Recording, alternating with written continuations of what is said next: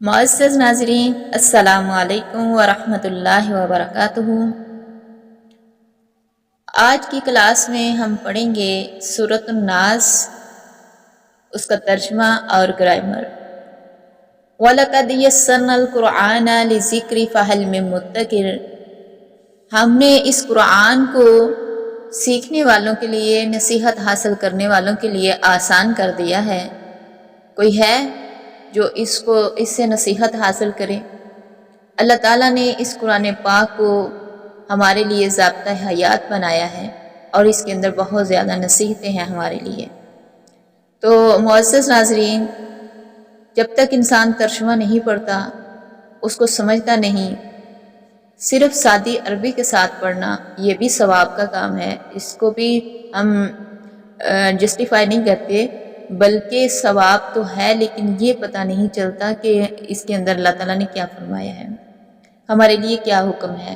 تو اسی سلسلے میں بہت ساری بہنیں یہ ریکویسٹ کرتی تھی کہ ترجمے کے ساتھ اور گرامر کے ساتھ ہمیں تھوڑا سمجھا دیا جائے۔ تو انشاءاللہ اللہ کی توفیق کے ساتھ، اللہ کی رحمت کے ساتھ ہم نے یہ سیٹ اپ لیا ہے، یہ انیشیٹو لیا ہے کہ انشاءاللہ یہ کورس بھی ہمارا ساتھ ساتھ چلے گا۔ تو چلیں اللہ کی توفیق سے ہم سورۃ الناس کو شروع کرتے ہیں۔ رب اشرح لی صدری ویسر لی امری واحلل عقدۃ من لسانی یفقہوا قولی رب زدنی علما، اللہم رب زدنی علما۔ اعوذ باللہ من الشیطان الرجیم، بسم اللہ الرحمن الرحیم۔ قل اعوذ برب الناس، قل کہہ دیجئے، اعوذ میں پناہ میں آتا ہوں، برب الناس لوگوں کے رب کی۔ آپ کہہ دیجئے میں لوگوں کے رب کی پناہ میں آتا ہوں۔ یہ تھا ہمارا لفظی اور بامحاورہ ترجمہ۔ اب ہم اس کی گرامر کی طرف آتے ہیں۔ کل کہہ دیجئے، کل جو ہے یہ فعل امر ہے اور واحد مذکر کا صیغہ ہے۔ واحد مذکر کا صیغہ قال یقول مصدر قولاً، آپ کہہ دیجئے۔ اعوذ فعل مضارع ہے، واحد متکلم کا صیغہ ہے۔ اعوذ یعوذ مصدر اعوذ، میں پناہ میں آتا ہوں۔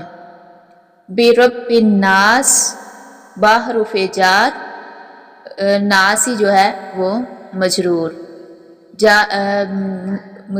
یہ با حرف جار ہے، ربی مجرور اور آگے مضاف، الناسی مضاف الیہ، لوگوں کے، یعنی لوگوں کے رب کی یا انسانوں کے رب کی یا لوگوں کے رب کی، دونوں ہی آ سکتے ہیں، ٹھیک ہے۔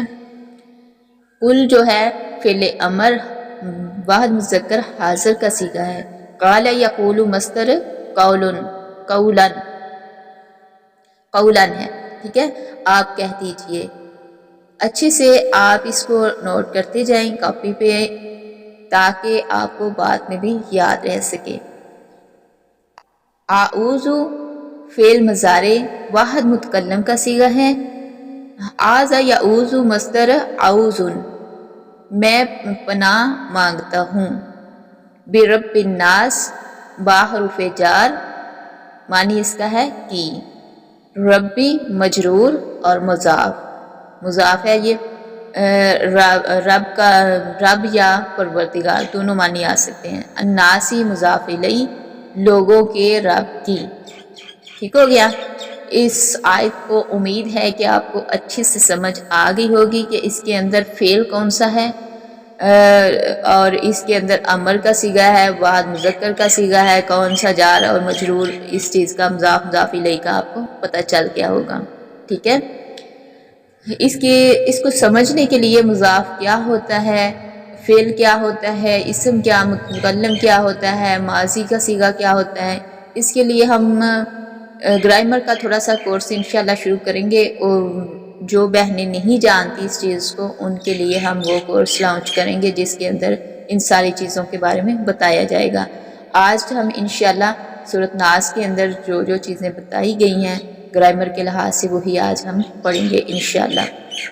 آگے ہے نیکسٹ آیت، مالک الناس لوگوں کے رب کی، مالک الناس مالک جو بادشاہ ہوتا ہے، ناس ہی لوگوں کا، مالک الناس مالک جو ہے یہ مضاف ہے اور معنی اس کا بادشاہ ہے، الناس مضاف الیہ، انسانوں کے رب مالک بادشاہ یا لوگوں کے بادشاہ دونوں لفظ آ سکتی ہیں، ٹھیک ہے۔ آگے ہماری نیکسٹ آیت ہے تھرڈ، الہ الناس لوگوں کے معبود کی، پہلے بات ہوئی ہے لوگوں کے بادشاہ کی، تو بادشاہ کی ضروری نہیں کہ عبادت کی جائے، بادشاہ کی عبادت نہیں ہوتی، عام دنیا کے جو قاعدے قوانین ہیں یہاں بادشاہ ہے، لیکن الہ الناس یہ صفت جو ہے اللہ تعالیٰ کے لیے ہے، صرف الہ الناس لوگوں کے معبود کی، یعنی لوگ جس کی عبادت کرتے ہیں نا اس کی پناہ میں آتے ہیں، ٹھیک ہے۔ الہ الناس لوگوں کے معبود کی، الہ مضاف معنی اس کا ہے معبود، الناس جو ہے یہ مضاف الیہ، لوگوں کے یا انسانوں کے معبود، لوگوں کے معبود یا انسانوں کے معبود، معبود کہتے ہیں جس کی عبادت کی جائے۔ من شر الوسواس الخناس، وسوسہ ڈالنے والے، پیچھے ہٹ جانے والے کی شر سے۔ من حروف جار معنی اس کا سے، شر مجرور اور مجرور ہے اور مضاف ہے، شر جو ہے یہ برائی کو کہتے ہیں، ٹھیک ہے، جس سے سب کو نفرت ہو، الوسواسی مضاف الیہ اسم مصدر ہے، دل میں برائی کا پیدا ہونا، وسوسہ اس خفیف آواز کو کہتے ہیں جس کا مفہوم تو دل تک پہنچ جائے اور لفظ سنائی نہ دے، یعنی ذہنی آواز،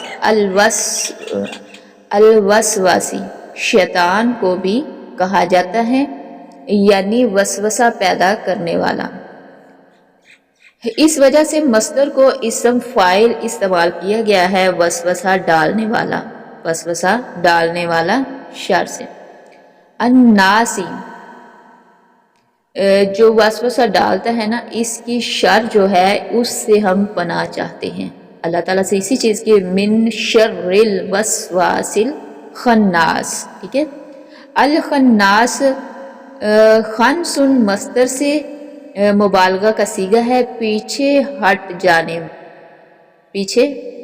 جانے والا، چھپ کر حملہ کرنے والا، یہ شیطان کی صفت ہے کہ انہیں کہ شیطان پہلی دفعہ کسی بندے کے ذہن میں وسوسہ ڈالتا ہے تو وہ اسے رد کر دیتا ہے، تو شیطان پیچھے ہٹ جاتا ہے، شیطان پھر بار بار اس کے وسوسے ڈالتا ہے، پیچھے ہٹتا ہے اور پھر آتا ہے۔